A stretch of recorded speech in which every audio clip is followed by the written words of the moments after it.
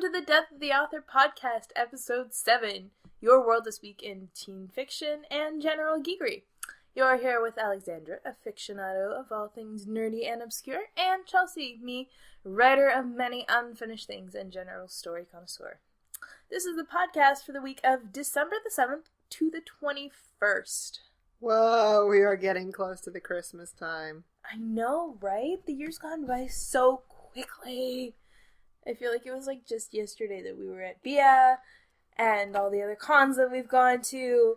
It doesn't feel like it's been a whole year. It's crazy. I can't believe it. Here we are.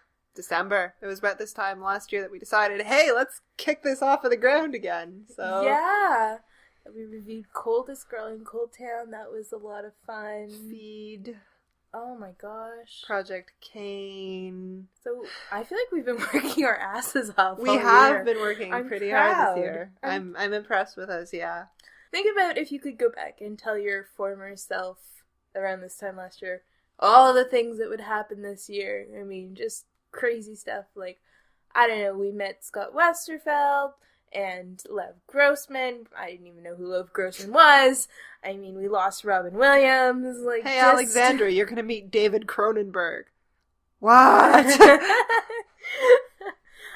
You were gonna find the happiest place on earth, which is in New York, during BookCon. Like, just... No one told me. No one told me. I had no warning. And here we are, ready to mount another year. Oh my god. I've just hit the December lazies, and I remember it would be like exam season at this point, and I'm like, I am not doing any freaking work. Like, just, I don't care if I have to study, I'm not doing it. I have been getting the most, like, extreme need to order a pizza and play The Sims. Like, that is what I want to do with my life. And I'm like, oh, I have to finish my Christmas shopping. Oh, I need to finish my editing. Oh, I need to do this, this, and this. I just want pizza and The Sims. So, yeah. And I hate to say it, but The Sims sucks now.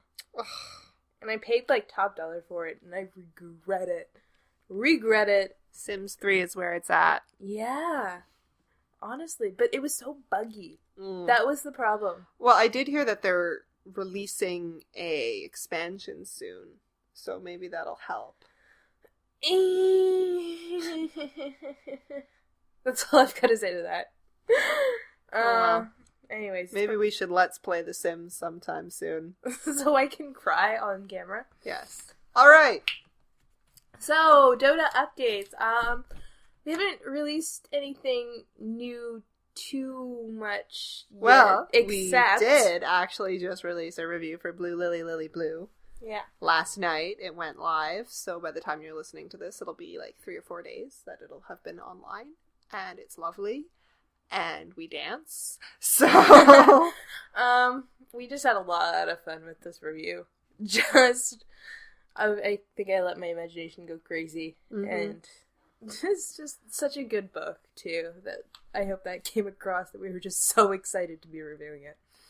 We have coming up, I'm editing now, the Darkest Part of the Forest review for, that book comes out, I believe it's January 14th. I think it was the 10th, but somewhere around there. Somewhere in that point, but we'll have a review out. That's the next one on the list. After that, we have Winterspell, which I am so excited to edit. Like, I don't know why. It's the one that I'm looking forward to do the most. And then we are filming soon reviews for Falling Kingdoms and Rebel Spring by Morgan Rhodes. Morgan Road. And then in the new year, the first review that we'll be doing will be her new book, Gathering Darkness. So we're getting really pumped for that. How do you like it so far? Dark fantasy, dude. Am I ever going to escape it? I like the premise. My issue is that it definitely feels like it's setting up. And I know I'll probably enjoy it more once, like, all the groundwork is done. But it's just like, at this point, okay, you're throwing a bunch of different characters at me. Everyone's kind of, like, very vaguely described just because we have to, like, characters everywhere. So when all the pieces are in place, I expect I'm going to enjoy it a lot more. Mm-hmm. That's kind of how I felt about the first one. and I'm reading the second one, and I'm really enjoying it, so there you go. Alright, so publishing announcements! Woohoo! So December 9th is when Gathering Darkness by Morgan Rhodes is coming out. Read the sequels first if you have time. There is also No Place to Fall by J. Robin Brown, Zodiac by Ramina Russell, and Dove Arising by Karen Bao.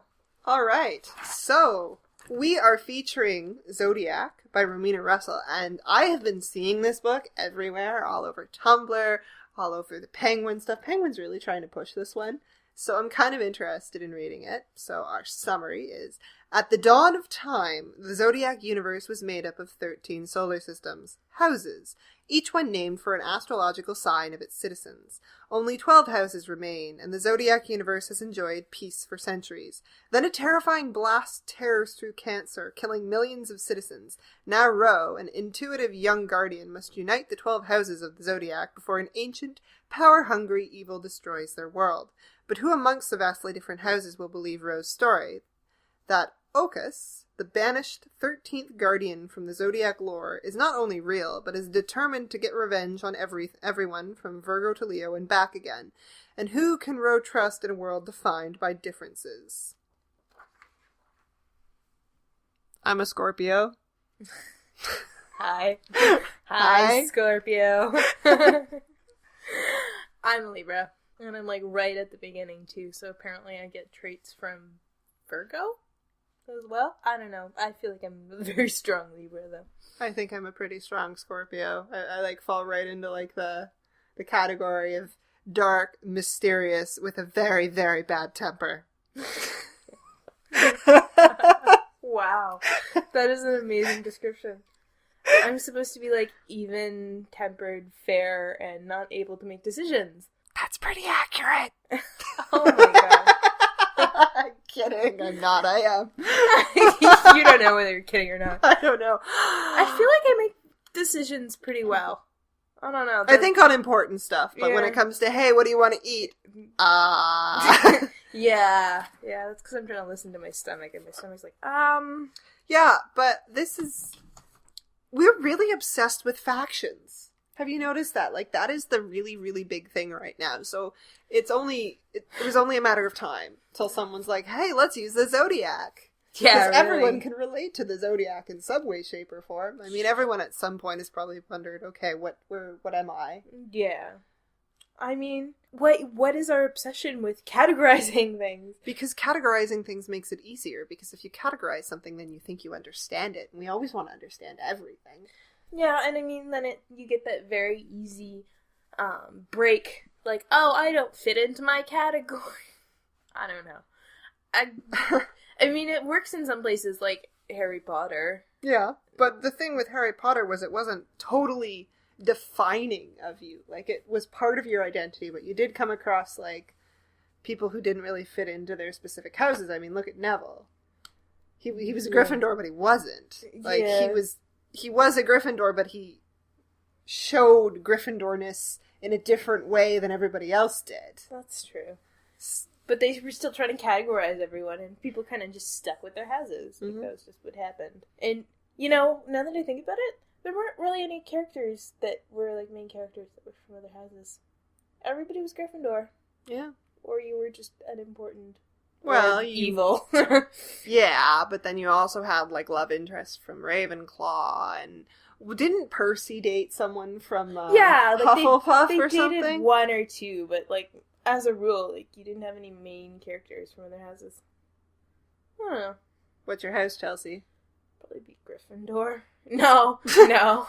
If you asked other people, they'd be like, you're Ravenclaw. Pottermore put me in Slytherin. Yeah. Because I'm cunning and ambitious. How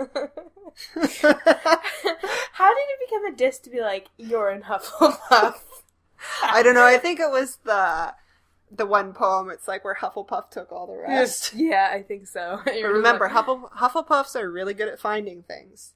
And you're also close to the kitchens. So you're also fat. This is what you're telling me. No, I mean, hey, it's like 2:00 in the morning. I've been up all night studying for exams.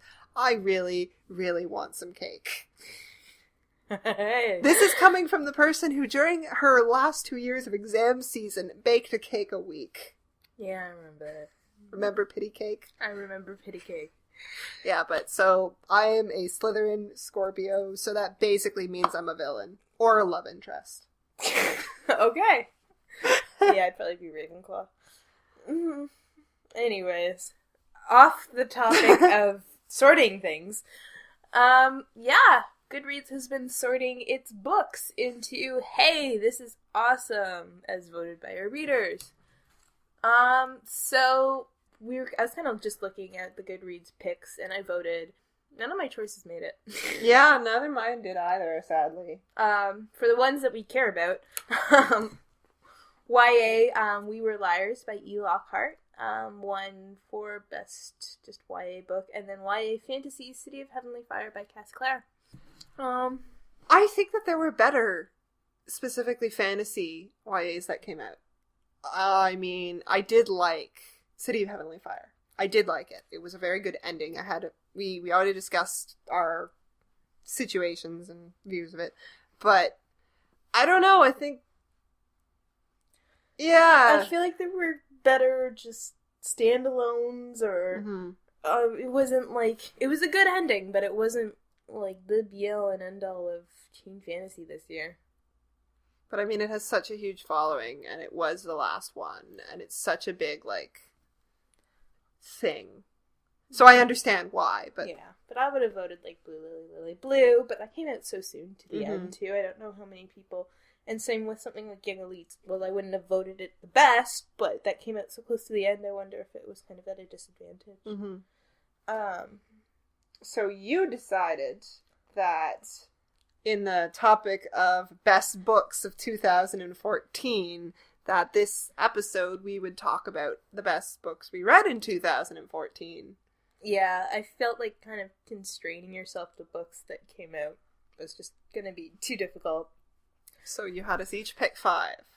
So we're going to talk about those books and why we liked them. Okay, let's talk about the ones we agree on. Okay, start us off. We have The Raven Boys. Okay, Raven Boys, Maggie Stiefvater, that was a fever dream. Yeah. Those books are like reading a fever dream. They're just so... They're a stream of consciousness, almost. Yeah, and they're fun, and I love all the characters, and I find it very, very hard for me to choose who my favorite character is, and that's very, very rare, because I love them all, except Adam. Adam I don't really like, but... I feel like Maggie Stiefvater shares your dislike. We were at the Toronto Book Fair, and somebody had asked her something like, who would you want to go on a road trip with? And the moderator was like, what about Adam? And Maggie Stiefvater was like, ha ha ha, no. Just shut that train of conversation right down. I mean, I love Blue, and I love Ronan, and I love Mara, and I love Piper, and I love the Gray Man. Yeah, it's just... the Gray Man blew my mind. Just because, okay, the Gray Man is this character who comes in, and he is an assassin. He is a hitman. And he's come in to do a thing for this other character. And you're gonna, like, he shows up at Blue's house and talks to Blue's mother and, like, starts hitting on them. And, like, all these adults are having a drink, and you're like, holy crap, he's the bad guy. Why is the bad guy in the house? The bad guy's in the house. The bad guy can't be in the house. He's gonna use... And then... and then what? She 180s! He becomes, like, part of the gang. It's just, yeah. And, like, he's legitimately knocked off someone who's the other characters know about, like... And they're all just like, we like you. You're awesome. It's just... I just love him. Just love him. He's great. He's fun. And those books are so much fun, and they draw on, like, mythology and history and... One of the authors we'd love to interview. Yes. For sure. Definitely. Okay. And if you want to hear more about us gushing about the series, go watch our reviews. Yes. Alright. I think that was actually the only thing we had in common. Yeah, I kind of like... Okay, so part of the Raven Boys, I put Blue Lily Lily Blue on my list, so... Yeah. Raven Cycle is... The same thing. The same thing. Okay, I'll do one of mine then. Queen of the Tierlings. I love it. I'm surprised it didn't make it onto your list. Oh, I didn't put it on my list because I knew it was on your list. Okay. Oh, yeah. That works then. Queen of the Tearlings. We just devoured this book. 2 days. Yeah. 2 days. Gone. Just so good. I don't know why anymore. I can't remember. I've learned that I like characters who have names that have the in them. I don't know why. It's just like the Fetch or the Mace. The Mace. The Mace is my one true love. I'm just gonna throw that out there. There was something about it. It had great pace. It had great flow. You were interested in the characters. You didn't find them like annoying. I think part of it was that it was a dark fantasy, that it was dark, but it didn't feel as dark. Yeah. Like, it didn't, like, dance in its darkness kind of deal. Like, if we look at books that we read like The Young Elites, it's just like, oh, this is dark. It's just, it just went on. It's like, oh, well, she has to reclaim her kingdom, and she's doing stuff. And every once in a while, it would be like, oh, crap, that woman just murdered a child for magic. And you'd be like, okay, creepy, crazy. But then we go back to the main plot. Yeah, I guess that's true too. Like, it's a dark fantasy, but they don't want it to be a dark fantasy. The character's like, no, this needs to change. Mm-hmm. So, I guess it worked that way. And just all the characters and the stuff that she goes through, she was a lot of fun. I don't know, I'm just really excited for the sequel. Me too. I think that's what it is. Anyways, one in your list. Might as well get this one out of the way. Kingdom of Little Wounds was definitely one of my favorite things that I read this year. I mean, all year we keep coming back to this book. All year we keep talking about this book. I keep throwing this book at people, being like, please read this. Someone else has to understand. I think that's just you being sadistic and being like, yes, let me traumatize you. Let me break your brain. Here, have a fairy tale about syphilis. That's what I should have got everybody for Christmas. Oh, God. That would be the epitome of evil. No, but it's beautifully written. It like, is. It is. It's absolutely gorgeous, and it's about such horrifying things, and such horrifying things happen. But it's tight. Like, yeah, it's so well put together, and I can't really see anything needing to be taken away or added to it. It's just a perfect little standalone novel that's kind of creepy and kind of dark and kind of fantastical. Yeah. It kind of feels like that magical realism. Mm-hmm. And I love magical realism.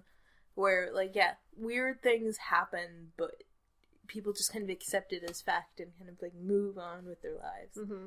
And just weird stuff that you're never going to get over. Yeah. So, I still recommend this book wholeheartedly to anyone who likes fantasy or historical fiction or just something that...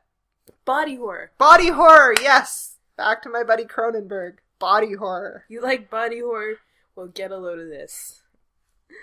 Okay, on my list we have Iron Trial by Cassie Clare and Holly Black. Yeah. That was just nostalgia. Exactly. That's what made it so wonderful, is it's just like a throwback to those Harry Potter days where you were like at camp trying to read the book before somebody spoiled it for you.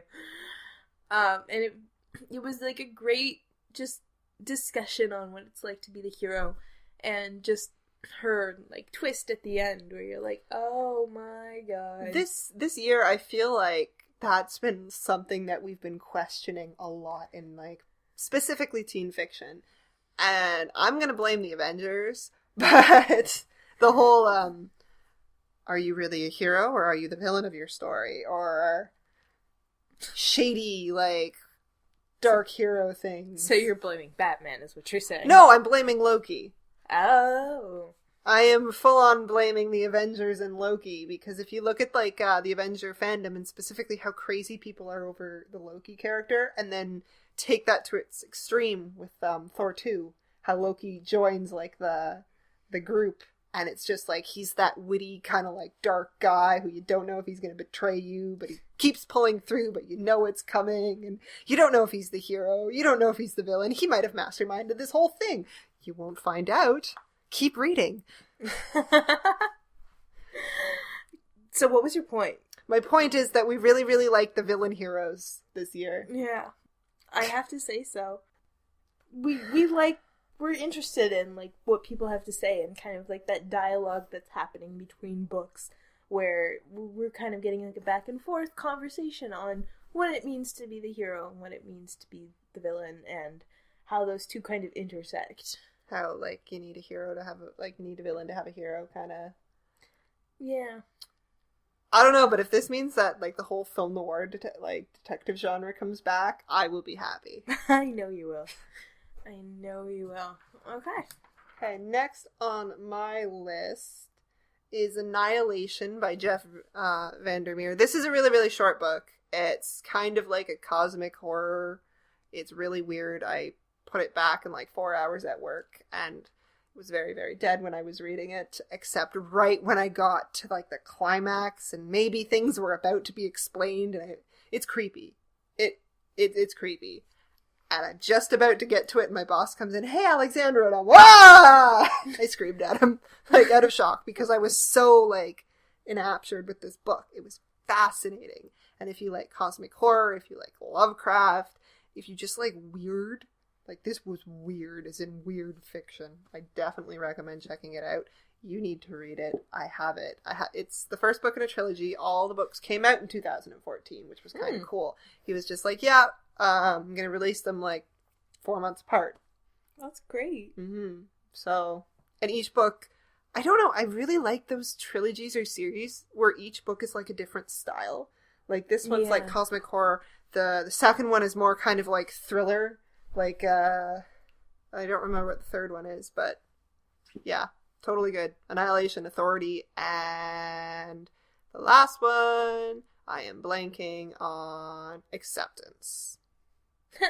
Okay, this one I only read this year. It came out last year.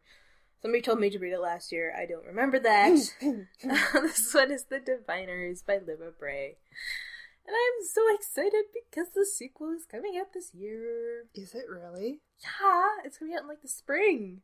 I'm desperately hoping it's going to be a Bia. Desperately hoping. Yeah. Maybe even the Shadow Cabinet. You can't see the face that I'm making right now, but I'm so excited. The Diviners was just so different than I think anything else I was reading at the time. It is dark. Yes, it's dark. But it's kind of like a different kind of dark than all the other fantasy stuff that we've been reading. I think it's also specifically that the time period was so different than like all of our medieval fantasy, Renaissance fantasy. Hey, let's go to the 1920s. It'll be great.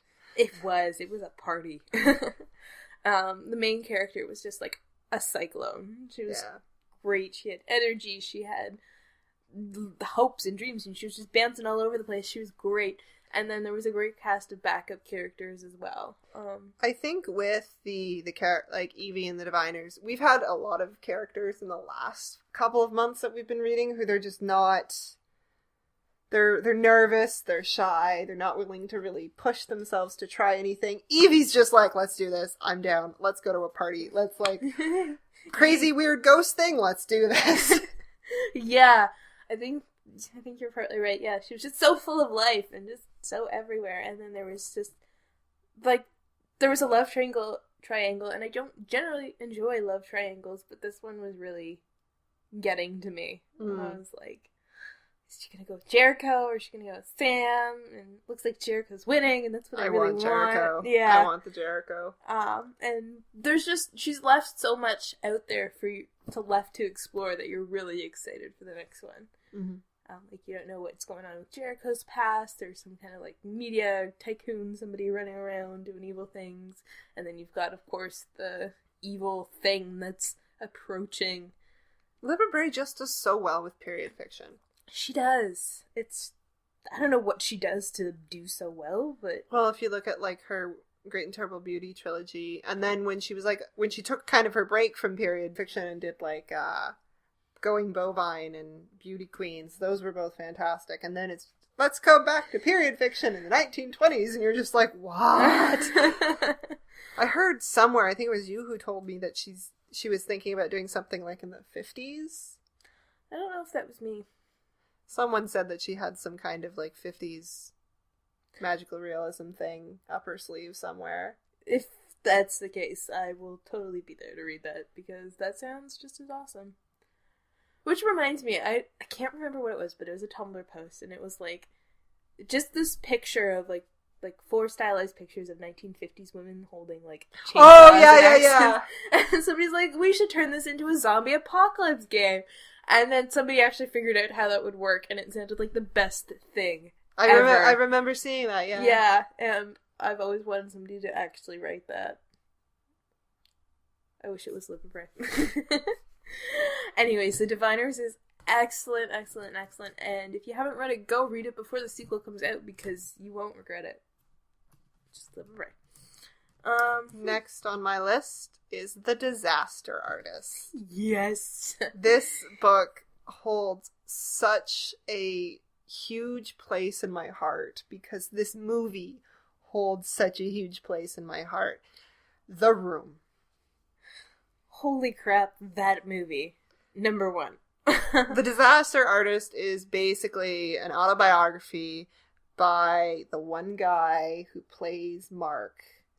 And he's just talking about how he met Tommy Wiseau, what it was like doing stuff with Tommy Wiseau, what it was like being on the set of The Room, giving you all the background information, giving like some biographical details about Tommy Wiseau.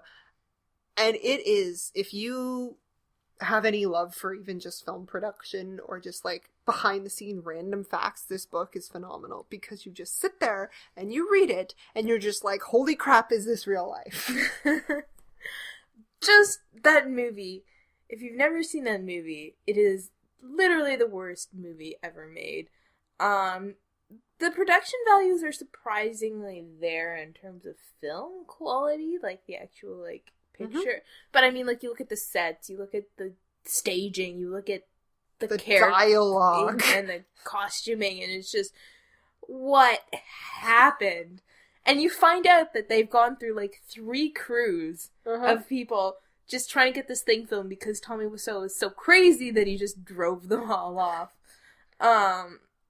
Just a fascinating person who does not get any clearer with the more you look into it. So if you haven't seen The Room, definitely recommend you watch it. Don't watch it alone. We definitely recommend you watch it with a group of people, or go to one of the screenings, because it's got like that kind of cult level that Rocky Horror has, though there are certain things you're supposed to do at certain times, and it is a blast. You've been to 2, I've been to 1. You throw spoons, someone always brings a football, and there's a football flying around the room. There's things you're supposed to shout, like because there's like a bunch of like panning shots of the bridge of San Francisco just at random moments, and you're supposed to shout, go, go, go, go, as it like pans to the end, and half the time it doesn't get there. It's so fun. And then read the book. And then watch the movie again, because all of the stuff that you missed because you didn't know about, like... Yeah. Yeah. Also recommended, even before you watch the movie, watch the Nostalgic Critic review. Yeah. That's what introduced us to this. We thought it was... when he did his review, we didn't think it was a real movie. We thought he made it up. Yeah. It was just... And so we kind of had, like, context for this movie, and then we went to watch the movie, and we're like, this is absolutely crazier than anything that he put down in his review. Yeah. And the review was so good that Tommy Wiseau tried to have it taken down. So yeah. There you go. The Room. The Disaster Artist. Last on my list, I have I don't even know what the series is called, but it's Shatter Me, Ignite Me, Destroy Me. The Tahari Mafia books? Yes. And I was surprised at how much I enjoyed this, because, I mean, the first one seemed kind of fairly stereotypical, where she meets this guy, and he kind of is like, he's supposed to save her, and she's, like, in love with him, and they're kissing, and, like, literally, if they have any problems, they shove a tongue down someone's throat, and that's the end of it. And you're like, I think this is good. I don't know. I mean, her kissing scenes were, I guess, good, but just, you're like, this story has no structure, like, just, and then she's like, so, you noticed all those problems in the first book, in the second book, she's like, so, you noticed all those problems in the first book, well, let me fix every single one of them, and you're like, yes, thank you, finally, someone, and it just goes from there. So that's why I really enjoyed it. I still need to read them. Well, you own them. I do own them. Thanks to chapters there for... We went to Harry Maffei, Veronica Roth signing, and I always have a problem where if I go and I listen to authors talk about their books, I buy the books because they're always so passionate about them. It's really dangerous when you're at book conventions and there are indie authors and they're looking at you and telling you about their babies, and then you end up walking away like $200 lighter because you've bought everything they've ever written. It's scary, yeah. The phenomenon. But anyways, so I really enjoyed that series. I surprised myself. Well written, well thought out, a lot of fun, good characters. I recommend you go read it. Last on my list is, as expected, The Brothers Cabal by Jonathan L. Howard. Like, this was... When he released that he had another book coming out, I nearly lost my mind. And then I walked into a chapters, and they had misshelved it. And I got it 5 days ahead of schedule. And I swear, I sat there holding this new shiny hardcover in my hands, just being like, I can't read this. Because if I read this, it's over. This is the end. This is the end of my favorite character in the whole wide world. It's not, but holy crap, that book was amazing. We will actually be reviewing that book too. What I really liked about it was it actually takes the perspective and shifts it. All the other books you've gotten from the main character's perspective, this you actually get it from his brother. And at first I was upset, but then I realized that I just really, really love Horst. See, I've had you kind of warning me about things, and so, like, unfortunately when Horst supposedly dies at the beginning of at the end of the first one, I'm like, oh no, she told me he comes back. So it wasn't as heartbreaking, because I'm in love with that guy. Like, your fictional boyfriend, right there. Horst Cabal? Yeah. Just so cute. He's so happy. Like, it's amazing how, like, the two brothers, Horst is so happy and fun-loving and just lust for life. And then Johannes is just like, everything sucks. I hate people. I hate life. I'm done. And his brother's just like, hey, come on, let's go do stuff. Let's have fun. Let's go on an adventure. Yeah. I think the way you described them to me, too, I just have this image in my head. I don't know what you meant, but anyways, I would picture those two as kids in a field, and it's like sunny and happy, and somebody gives them both a balloon, and Johannes is like, what the fuck is this? This is useless. And Horst is like, I got a balloon! Yeah! Yeah, it's pretty accurate. And so, of course, you have them now as adults, and they've both been through so much, and they've both had all these horrible things happen to them, and Johannes has just curled in upon himself. He's rocking himself to sleep in the corner. And Horst is just like, I am going to keep my positive attitude because it doesn't matter that I'm a vampire. And it doesn't matter that my brother locked me up in a crypt for 10 years. I am here and I am happy and let's just go on an adventure. And you know what? I respect that. So in this book, you get these two characters reunited after everything that has happened in the previous three, and it's so witty and just kind of riffing off of like the old school classical Hollywood monster movies, and it's just so much fun. Yes. Well, so much fun. We will be reviewing that first thing in the new year, where we do a book swap. Oh Lord. What's wrong with the book swap? I look at the Wayward Tide and I think, oh my goodness, that looks very large. It's so easy to get through. I figured it is. I'm just thinking like all the other Dota reading I'm doing. It's it's like a mountain range. Think of it like in The Hobbit. We're going through the Misty Mountains, okay? We're coming through the Misty Mountains, and we've just made it through. We've just, like, gone through all of these, and you look off into the corner, and you just see one more peak standing there. That sounds like our life, you're right. And that's where I'm supposed to be. I have to get there. Now, there are a few swamps, and some monsters and pitfalls between There's also the Mirkwood Forest, and a dragon. Somewhere in between you and that mountain.